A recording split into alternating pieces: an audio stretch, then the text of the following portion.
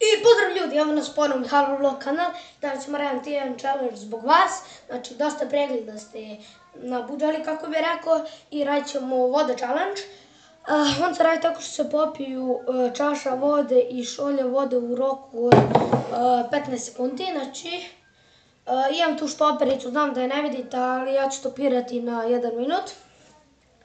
Neće čuti pip, bip, bip, zato što je štoperica, znači ide ka minuti i onda neće čuti, ali vi možete gledati, znači, dole u video. I onda krećemo 3, 4, sada!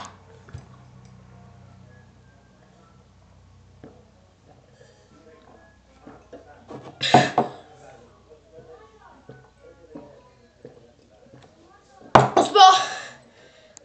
11 sekundi, ljudi. Uspio sam popijem ovo, evo da vidite. Čaša prazna, šolja prazna isto. Stomak malo boli, ali dobro. Znači, zatim sve vas koji ste gledali ovaj video da uradite isto ovo kao ja, znači u roku od 15 sekundi da popijete čašu vode i šolju vode.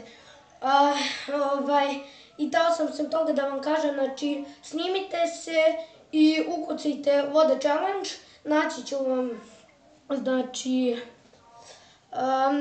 ću vam ja na YouTube-u taj video i vidjet ću da li ste i vi uspeli. Znači, molim vas, snimite se i vidjet ćemo. Da li me je neko izazvao na ovaj challenge? Znači, nije me niko izazvao, ja sam ovaj challenge sam dobio ideju da radim i uradio sam ga. I eto, znači, vidimo se do sljedećeg put. Ćao!